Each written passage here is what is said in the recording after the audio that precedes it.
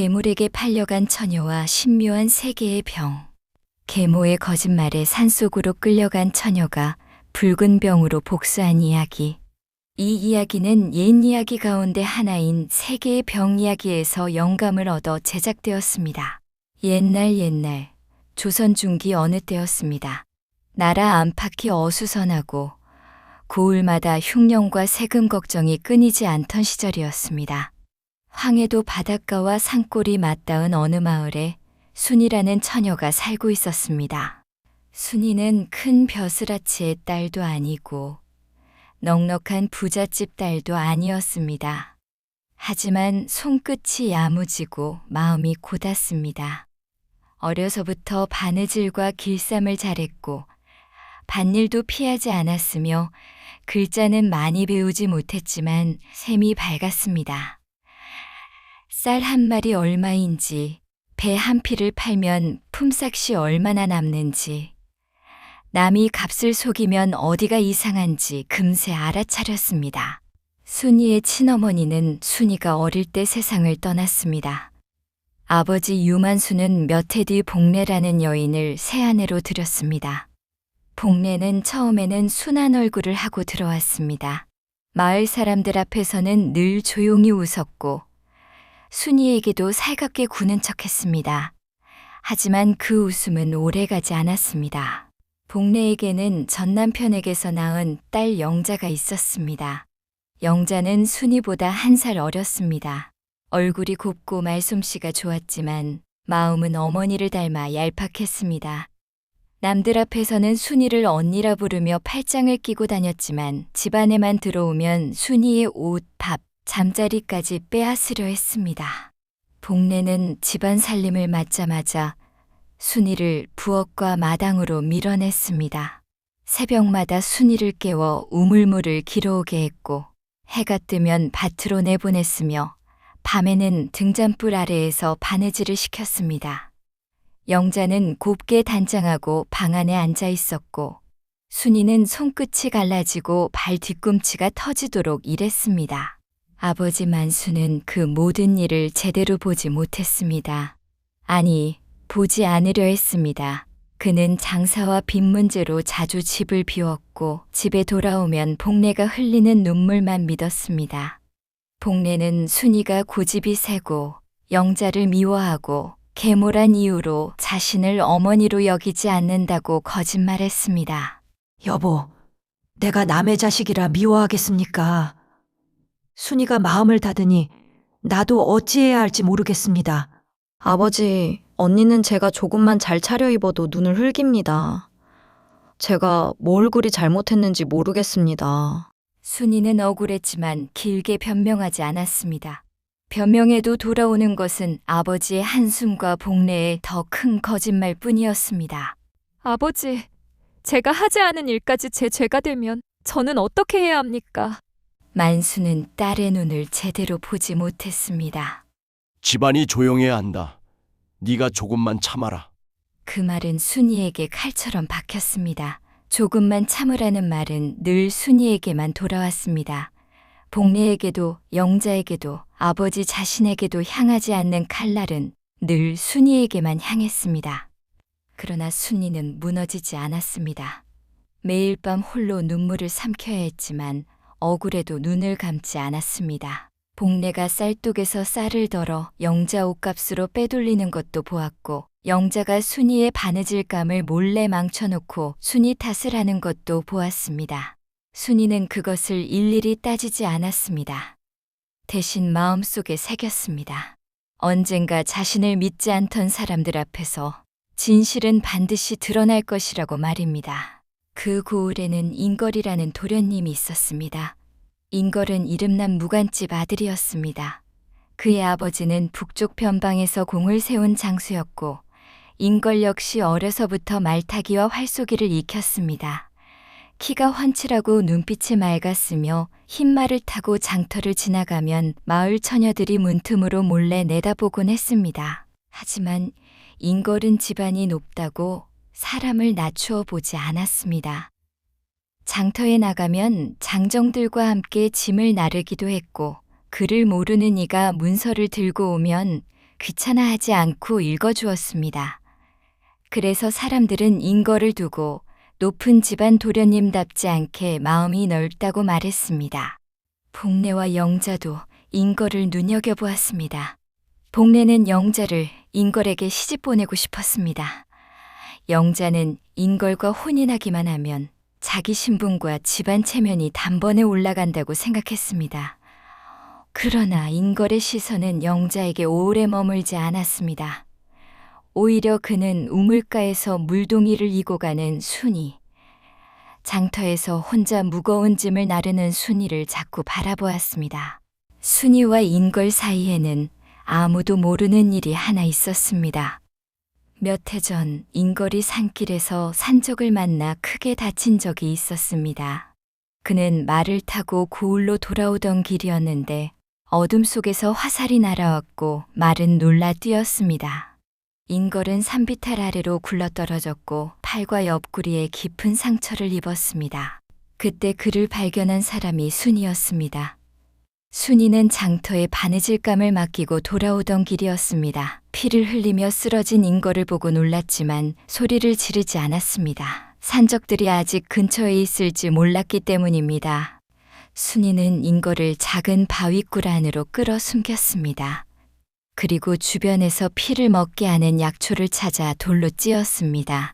자신의 치맛자락을 찢어 인걸의 상처를 묶고 밤새 그의 숨소리를 살폈습니다. 당신은 누구십니까? 이름이라도 알려주십시오. 이 천한 것의 이름 같은 것은 중요하지 않아요. 우선 숨부터 고르세요. 산적들이 가까이 지나갈 때면 순이는 인걸의 입을 손으로 막고 숨소리까지 죽였습니다. 새벽이 되어 인걸의 집 사람들이 산길을 찾기 시작하자 순이는 조용히 자리를 떠났습니다. 자신이 도련님을 밤새 지켰다는 말이 퍼지면 복례가 어떤 트집을 잡을지 뻔했기 때문입니다. 그러나 순이는 급히 떠나다가 쪽빛 댕기 하나를 떨어뜨렸습니다. 그것은 친어머니가 남겨준 낡은 댕기였습니다. 댕기 끝에는 순이 어머니가 놓아준 작은 꽃무늬가 있었습니다. 순이의 이름 첫 글자를 본떠 만든 표시였습니다. 인걸은 정신이 돌아온 뒤 그 댕기를 손에 쥐었습니다.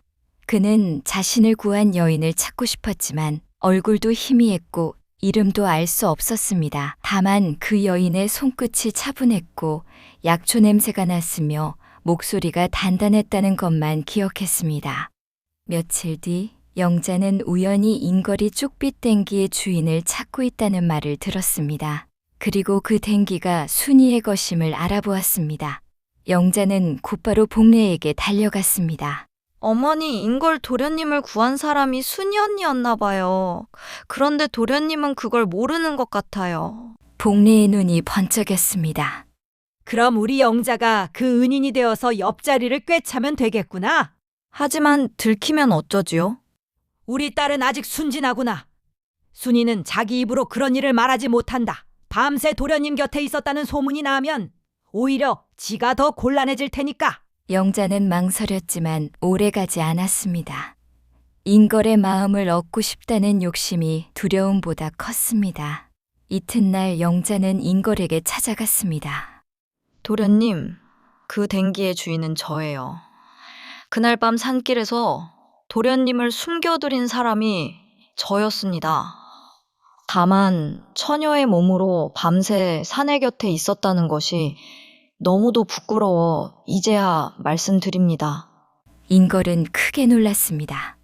그대가 정녕 나를 살린 은인이란 말입니까? 네, 제가 맞습니다. 그렇지만 저는 다른 것은 아무것도 바라지 않아요. 그저 도련님께서 무사하시다면 저는 그것으로 되었는걸요. 그날부터 인걸은 영자에게 깊이 고마워했습니다. 영자는 그 고마움을 붙잡고 인걸 곁을 맴돌았습니다. 복례는 사람들 앞에서 은근히 영자와 인걸의 혼담이 오가는 듯 소문을 냈습니다. 영자는 곱게 단장하고 인걸 앞에 나타나 일부러 부드러운 말투를 썼습니다. 하지만 시간이 지날수록 인걸의 마음에는 이상한 의심이 피어났습니다. 인걸이 그날 밤 바위굴 이야기를 꺼내면 영자는 대답을 얼버무렸습니다. 상처에 붙였던 약초 이름을 물으면 영자는 흔한 풀 이름만 둘러댔습니다. 인걸의 옆구리 상처가 다시 욱신거린다고 말했을 때도 영자는 어느 쪽을 다쳤는지 제대로 알지 못했습니다. 그러던 어느 날 인걸이 장터에서 말에서 내리다 옆구리를 살짝 붙잡았습니다. 곁을 지나던 순이가 놀란 마음에 무심코 말했습니다. 그쪽은 아직 무리하시면 안 되어요. 깊이 베었던 자리라 아픔이 오래 갈 거예요. 인걸은 멈칫했습니다. 그걸 어찌 아셨소? 순이는 순간 입을 다물었습니다. 도련님께서 다치셨다는 것을 소문으로 들었을 뿐입니다. 하지만 인걸은 그 말이 이상했습니다. 그 상처가 어느 쪽에 있었는지 아는 사람은 많지 않았습니다. 더구나 순이의 말투는 소문을 들은 사람의 말이 아니었습니다. 직접 상처를 보았던 사람의 말이었습니다. 그날부터 인걸은 순이를 다시 보게 되었습니다. 순이는 늘 조용히 일하고 억울한 일을 당해도 함부로 울지 않았습니다. 누구에게 잘 보이려 하지도 않았습니다. 그러나 무거운 것을 들 때도 찬물에 손을 담글 때도 눈빛만은 쉽게 꺾이지 않았습니다. 인걸은 어느 날 장터에서 순이가 쌀자루를 내려놓고 숨을 고르는 모습을 보았습니다. 그는 말없이 다가가 자루 한쪽을 잡았습니다. 괜찮습니다. 제가 들 수 있습니다. 알고 있습니다. 그래서 빼앗아 드는 것이 아니라 한쪽만 나눠 드는 겁니다. 순이는 그 말이 이상하게 싫지 않았습니다. 인걸은 순이를 불쌍한 사람으로 보지 않았습니다. 다만 혼자 다 짊어지지 않아도 된다고 말해주는 것 같았습니다. 그 모습을 멀리서 본 영자는 슬픔과 질투에 휩싸였습니다. 어머니, 도련님이 또 순이 언니를 보고 있어요. 내가 은인이라고 했는데도 왜 자꾸 도련님은 순이 언니에게 눈길을 주시는 거죠? 그러니 더 늦기 전에 순이를 치워야 한다. 한편 마을 뒤 검은 산에는 오래된 소문이 있었습니다. 산속 깊은 곳에 흑산도령이라는 괴물이 산다는 이야기였습니다. 그는 사람인지 짐승인지 알 수 없었습니다. 밤이면 산 아래로 내려와 곡식을 훔치고 길 잃은 아이를 겁주고 마음에 드는 처녀를 보면 바위집으로 끌고 간다고 했습니다. 흑산도령은 키가 장정 둘만큼 크고 머리카락은 검은 덩굴처럼 길며 손톱은 나처럼 휘었다고 했습니다. 그의 바위집에는 훔친 쌀과 배, 금부치와 비단 그리고 사람들의 한숨이 가득하다고 했습니다. 산 아래 사람들은 그 이름만 들어도 목소리를 낮췄습니다. 어느 날 복례에게 낯선 중매쟁이가 찾아왔습니다. 중매쟁이는 얼굴에 분을 짙게 바르고 말끝마다 웃음을 흘리는 여인이었습니다. 그는 복례에게 은밀히 말했습니다. 흑산도령이 순이를 마음에 들어 한다고 했습니다. 순이를 산으로 보내면 쌀 10섬과 배 여러 필, 은비녀 하나를 주겠다고 했습니다.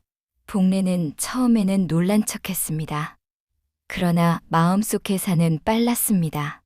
순이만 사라지면 영자가 집안의 유일한 딸처럼 보일 것이고 인걸도 언젠가 영자에게 마음을 돌릴 것이라 생각했습니다. 게다가 쌀과 배까지 받을 수 있었습니다. 하늘도 나를 돕는구나. 순이만 없어지면 영자의 앞길이 훤해질 것이다. 며칠 뒤 복례는 순이에게 산 너머 외가에 다녀오라고 했습니다. 외가에서 순이 친어머니의 유품을 찾았다는 것이었습니다.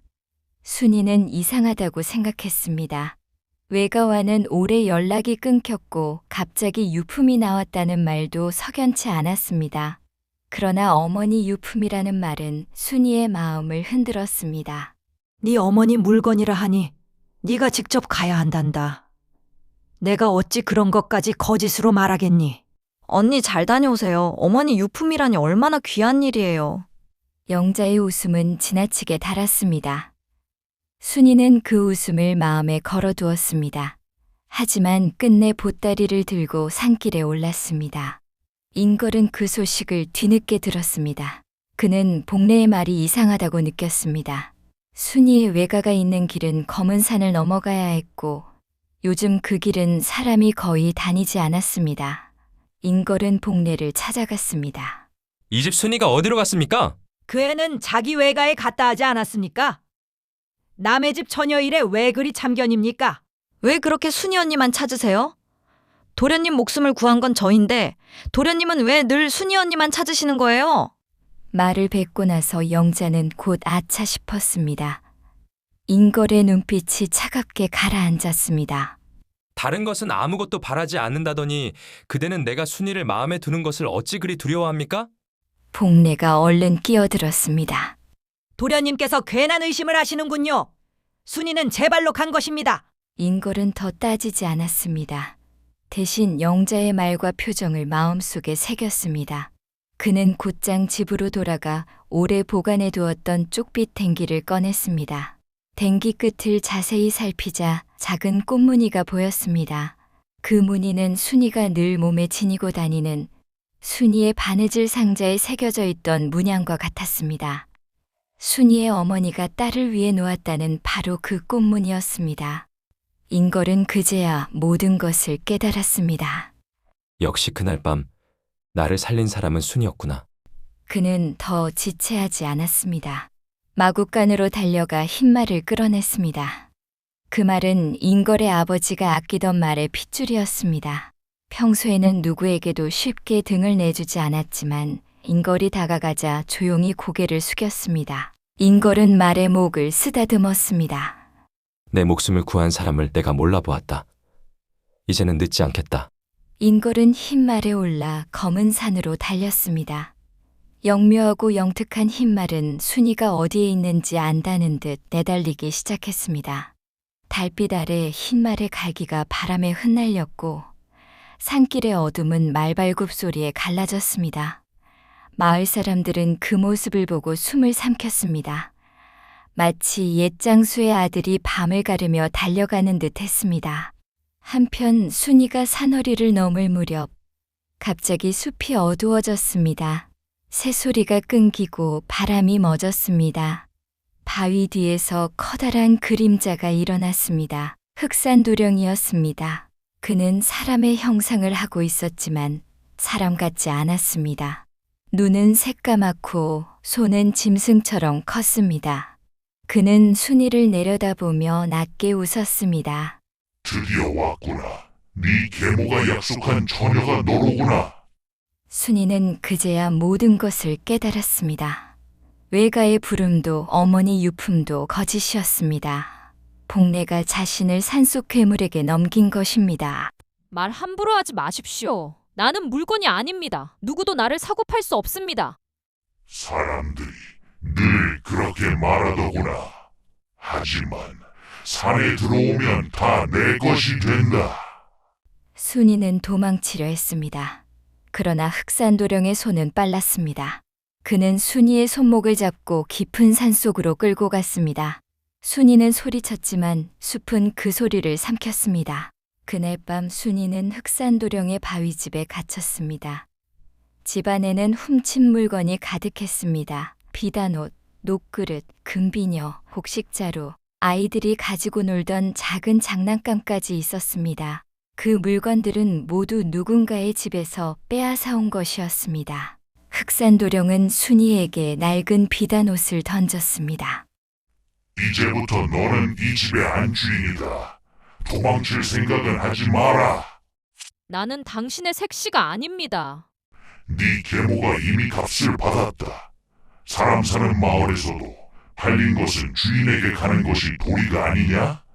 순이는 입술을 깨물었습니다. 두렵고 분했지만 무너지지 않으려 했습니다. 그는 바위집의 문, 창, 불씨, 물동이 위치를 살폈습니다. 흑산도령이 언제 잠드는지, 무엇을 두려워하는지, 어느 쪽으로 나가면 바깥으로 이어지는지 기억하려 했습니다. 흑산도령은 힘은 세지만 방심이 많았습니다. 그동안 누구도 제 손에서 도망친 적이 없었기 때문입니다. 순이는 그 오만함을 놓치지 않았습니다. 다음 날 흑산도령이 사냥을 나간 사이 순이는 바위집을 살폈습니다.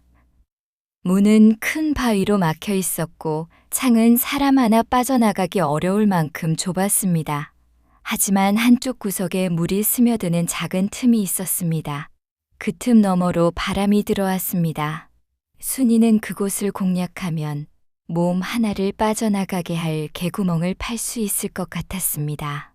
순이는 흑산도령이 잠에 들면 몰래 비녀로 흙을 긁어내기 시작했습니다. 손톱이 깨지고 피가 났습니다. 그래도 멈추지 않았습니다. 밤이 되면 다시 흙을 덮어 흔적을 감췄습니다. 흑산도령에게 들키면 그날로 끝이었습니다. 사흘째 되는 날, 순이는 드디어 몸 하나가 빠져나갈 수 있을 만큼의 구멍을 만들었습니다. 그날 밤, 순이는 일부러 흑산도령에게 말을 걸었습니다. 왜 나를 데려왔습니까? 산에는 훔친 물건이 이렇게 많은데 굳이 사람까지 필요한 까닭이 무엇입니까? 흑산도령은 기분이 좋은 듯 술냄새 나는 숨을 내쉬었습니다. 나는 혼자 오래 살았다. 처음에는 곡식만 있으면 좋았다. 그 다음에는 비단이 갖고 싶었다. 그 다음에는 사람들이 두려워하는 것이 좋았다. 이제는 아리따운 여인만 있으면 완벽할 거라고 생각했지. 순이는 속으로 몸서리쳤습니다. 흑산도령에게 자신은 사람이 아니라 또 하나의 훔친 물건이었습니다. 그러나 순이는 겉으로 차분히 말했습니다. 사람은 훔친다고 곁에 머무는 물건이 아닙니다. 당신의 외로움은 당신의 극악무도한 성품 때문입니다. 입을 조심해라. 네가 말이 많아질수록 하늘의 너의 가족과 네가 아끼는 그 도령이 무사하지 못할 것이다. 그 말에 순이는 어머니의 무덤과 아버지, 그리고 인거를 떠올렸습니다. 순이는 어떻게든 살아나가야 했습니다. 한편 인걸은 산속을 헤매다 쓰러질 지경이 되었습니다. 그때 큰 바위 위에 한 노인이 앉아 있었습니다. 머리는 새하얗고 손에는 작은 나무 지팡이가 들려 있었습니다. 그는 마치 오래전부터 인걸을 기다린 사람처럼 웃었습니다. 제법 깊이 들어왔구나. 참 겁이 없는 녀석이로구나. 어르신, 저는 어떤 여인을 찾고 있습니다. 얼마 전 이 산속으로 끌려 들어왔을 겁니다. 혼자 힘으로는 없다. 흑산도령은 사람의 욕심이 오래 묵어 생긴 것이라 칼로 베어도 다시 일어난다. 인걸은 무릎을 꿇었습니다. 그렇다면 무엇으로 막아야 합니까? 노인은 품에서 작은 병 3개를 꺼냈습니다. 하얀 병, 파란 병, 붉은 병이었습니다. 병들은 손바닥보다 작았지만 안쪽에서 빛이 일렁였습니다. 하얀 병은 물기를 부르고 파란 병은 가시숲을 부르고 붉은 병은 불길을 부른다. 그러나 함부로 던지지 마라. 이 병들은 도망치기 위한 것이 아니라 죄를 지은 자가 더는 따라오지 못하게 막는 것이다. 인걸은 병들을 받아들었습니다. 순이를 살릴 수만 있다면 무엇이든 하겠습니다. 그 영특한 아이는 이미 스스로 살아나올 길을 만들고 있다. 너는 그 길이 끊어지지 않게 지켜라. 인걸은 바위집 근처까지 갔습니다. 그는 순이가 파놓은 작은 틈을 발견했습니다. 흙이 새로 덮여 있었고 손톱으로 긁은 자국이 남아 있었습니다. 인걸은 그 틈 밖에서 조심스럽게 순이의 이름을 불렀습니다. 순이 낭자, 그곳에 있습니까? 바위굴 안에 앉아있던 순이가 놀라 주위를 살폈습니다. 순이는 단번에 그 목소리의 주인이 인걸이라는 것을 알 수 있었습니다. 다행히도 흑산도령은 잠시 마을에 내려가 있었습니다. 순이는 벽으로 다가서서 대답했습니다. 도련님, 저를 구하러 오셨군요. 제가 여러모로 너무 늦었습니다. 순이는 인걸의 말을 알아듣지 못했습니다. 그게 무슨 말씀이십니까? 인걸은 품에서 쪽빛 댕기를 꺼냈습니다. 그날 산길에서 저를 살린 사람이 순이 낭자였지요. 저는 어리석게도 다른 사람을 은인으로 알고 있었습니다. 순이는 잠시 눈을 감았습니다. 오래 묻어두었던 억울함이 가슴속에서 천천히 올라왔습니다. 그러나 지금은 울고 있기에는 한시가 급했습니다. 아셨다면 됐습니다. 일단 지금은 살아나가야 합니다. 지금 서 계신 그곳에 제가 나갈 수 있는 굴을 파놓았습니다. 그럼 어서 그곳에서 나와서 저와 도망을 가시지요. 아니 됩니다. 이대로 내려가다가는 곧 귀가하는 흑산도령과 반드시 마주치게 될 거예요. 흑산도령은 늑대만큼이나 빠르게 달릴 줄 아는 괴물입니다. 이따 밤에 흑산도령을 취하게 만들어 깊은 잠에 빠지게 한 뒤에 움직이는 것이 더 안전합니다.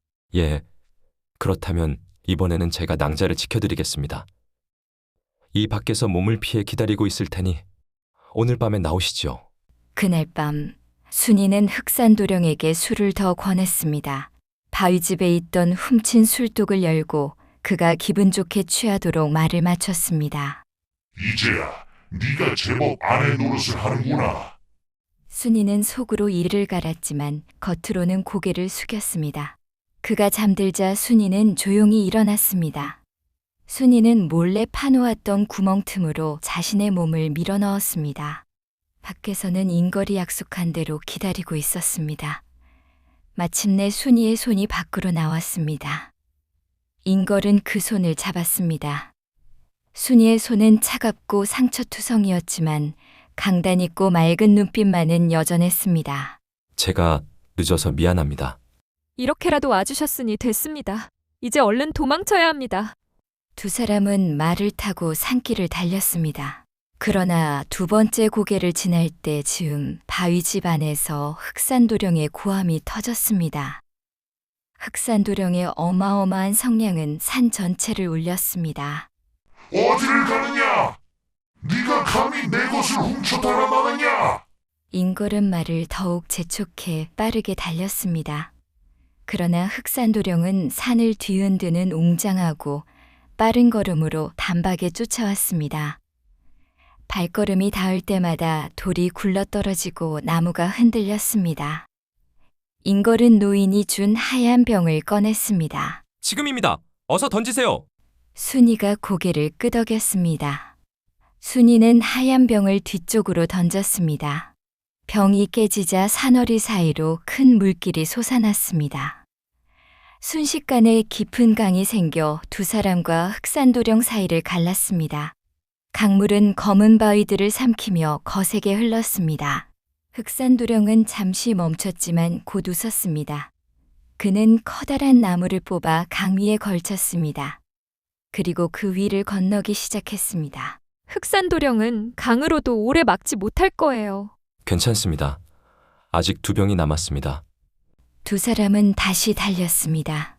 흑산도령은 물에 젖은 채 뒤쫓아왔습니다. 그의 눈은 분노로 번들거렸습니다. 산길이 좁아지고 양쪽에 바위가 솟은 곳에 이르렀을 때 인걸은 파란 병을 던졌습니다. 병이 깨지자 땅속에서 푸른 가시덤불이 솟아났습니다. 덤불은 순식간에 길을 메웠고 가시는 쇠모처럼 날카로웠습니다. 흑산도령이 뛰어들자 가시들이 그의 발과 팔, 긴 머리카락을 붙잡았습니다. 이까지 가시가 나를 막을 수 있을 줄 아느냐? 그는 괴력을 내어 가시덤불을 찢었습니다. 그러나 찢으면 찢을수록 가시는 더 많이 돋아났습니다. 순이와 인걸은 그 사이 산 아래를 향해 달렸습니다. 저 멀리 마을의 불빛이 보였습니다. 하지만 흑산도령은 끝내 가시덤불을 뚫고 나왔습니다. 온몸에 피가 흐르고 머리카락에는 가시가 엉켰지만 그는 더 사납게 달려왔습니다. 이제 남은 것은 붉은 병 하나였습니다. 그런데 바로 그때 길 아래쪽에서 복례와 영자가 불쑥 나타났습니다. 붉은 병의 신묘한 힘이 집안에서 자고 있던 복례와 영자를 순이의 앞에 데려다 놓은 것이었습니다. 어리둥절하게 서 있던 복례는 순이가 살아 돌아오는 것을 보고 얼굴이 하얗게 질렸습니다. 그러나 곧 태도를 바꿨습니다. 순이야, 살아있었구나. 이 어미가 얼마나 걱정했는지 모른다. 순이는 그 말에 멈춰섰습니다. 인걸은 붉은 병을 쥔 채 복례를 노려보았습니다. 당신을 내 어머니라 부르지 마십시오. 어머니는 딸을 산속 괴물에게 팔지 않습니다. 영자도 다급히 끼어들었습니다. 언니 오해예요. 우리는 정말 몰랐어요. 그 순간 뒤에서 흑산도령의 발소리가 가까워졌습니다. 흑산도령의 발소리를 들은 복례는 질겁하여 순이의 팔을 붙잡으려 했습니다. 네가 흑산도령을 두고 돌아오면 우리 집안은 끝장난다. 그냥 다시 산으로 가라. 네가 사라져야 네 아버지도 살 것이야. 순이는 복례의 손을 뿌리쳤습니다. 나는 누구의 불행을 대신 짊어지고 사라져야 하는 사람이 아닙니다. 그때 흑산도령이 모습을 드러냈습니다. 그는 복례를 보며 웃었습니다.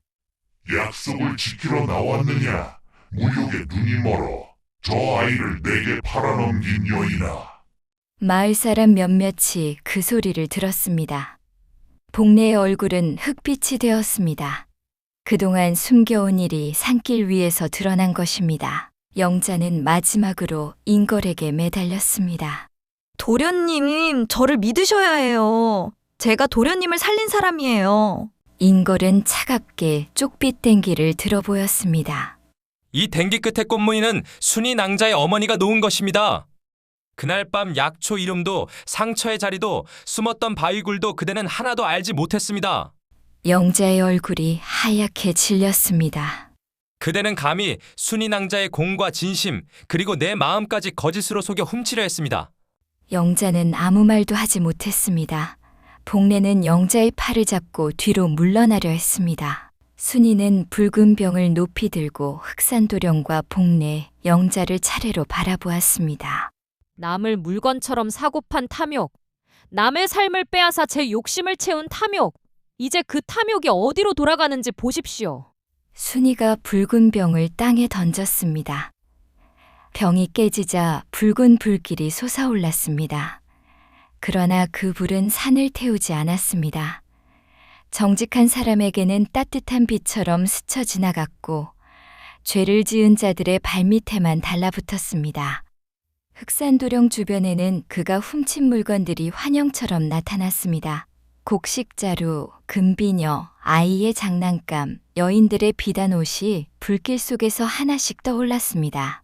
그 물건들은 모두 불꽃으로 변해 흑산도령을 둘러쌌습니다. 너무 뜨겁다. 이것들을 치워라.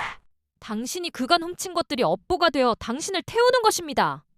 흑산도령은 도망치려 했지만 붉은 불길이 걷잡을 수 없이 활활 타올라 그의 몸을 감쌌습니다.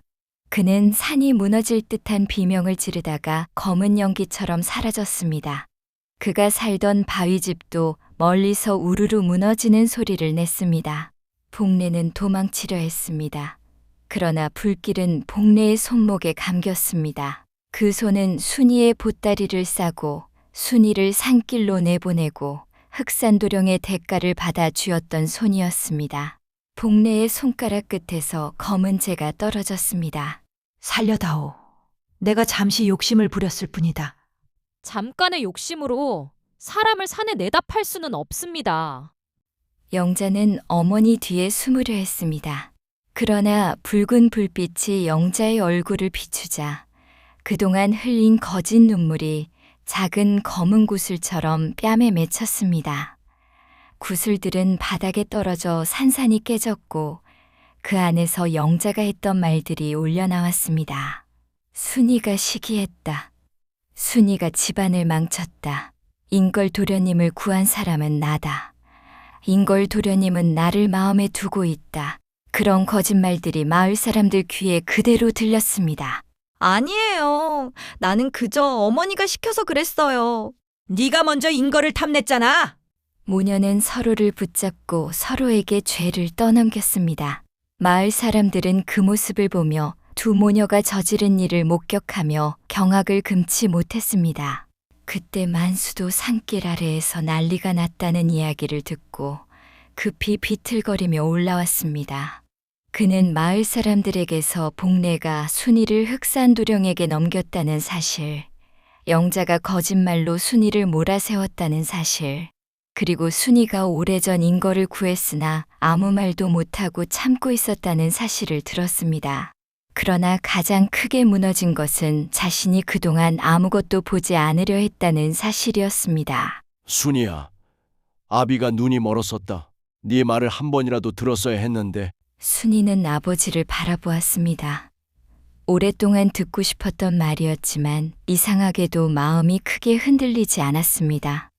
아버지의 사과는 너무도 늦었기 때문입니다. 아버지가 눈을 감고 있던 동안 저는 팔려가고 있었습니다. 이제 저는 이 집 딸이라는 이름만으로 살지 않겠습니다. 만수는 고개를 들지 못했습니다. 그날 이후 산은 다시 고요해졌습니다.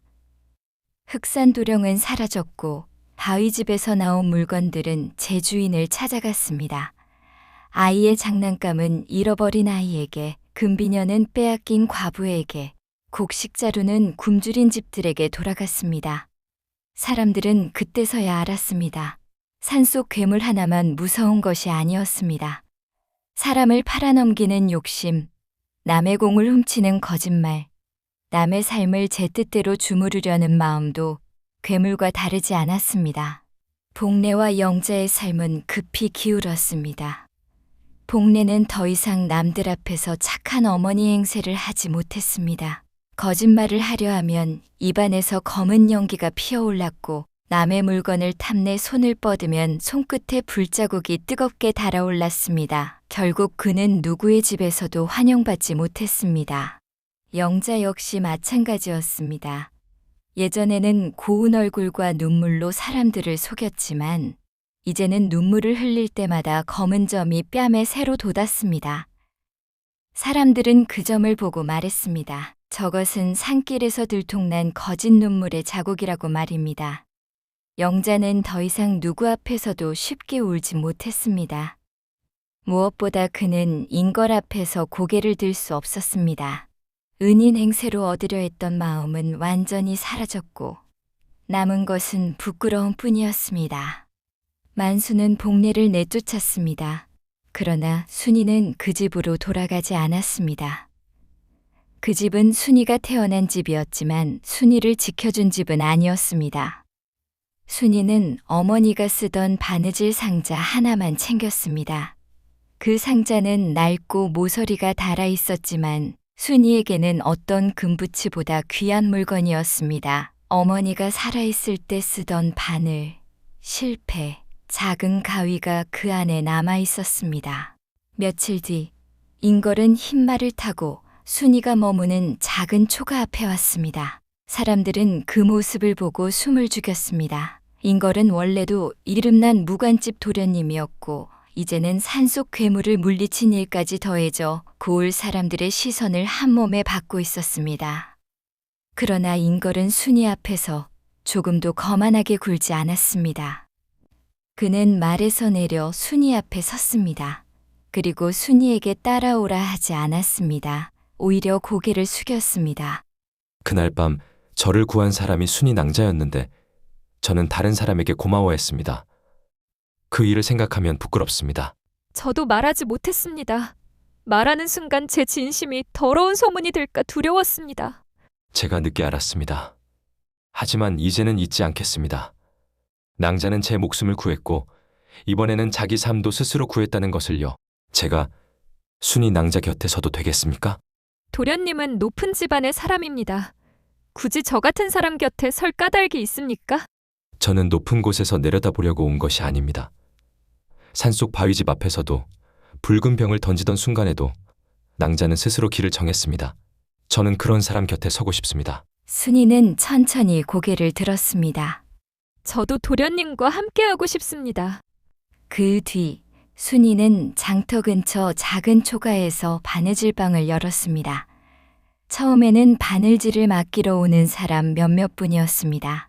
그러나 시간이 지나자 그곳에는 사연 많은 사람들이 찾아오기 시작했습니다. 품삯 쓸 때인 하녀, 글을 몰라 문서를 잘못 찍은 과부, 계모 밑에서 구박받는 아이, 혼처 문제로 집안에서 내몰릴 뻔한 처녀들이 하나둘 순이를 찾아왔습니다. 순이는 그들에게 바느질만 가르치지 않았습니다. 쌀 한 말의 값이 얼마인지, 배 한 피를 팔면 품삯을 어떻게 나누어야 하는지, 남이 써온 문서를 그대로 믿으면 왜 안 되는지 차근차근 알려주었습니다. 글자를 모르는 사람에게는 쉬운 글자부터 가르쳤습니다. 인걸은 장터와 나루를 오가며 순이의 일을 도왔습니다. 그러나 순이의 이름 앞에 자기 이름을 세우지 않았습니다. 사람들은 처음에 인걸이 바느질방의 주인인 줄 알았지만 인걸은 늘 고개를 저었습니다. 이곳의 주인은 순이입니다. 저는 그저 길을 함께 걷는 사람입니다. 그 말은 장터 사람들 사이에서 오래 회자되었습니다. 순이도 그 말을 들을 때마다 마음 한쪽이 따뜻해졌습니다. 인걸은 순이를 불쌍히 여겨 곁에 둔 것이 아니었습니다. 순이가 자기 힘으로 세운 삶을 존중했기 때문에 그 곁에 서 있었습니다.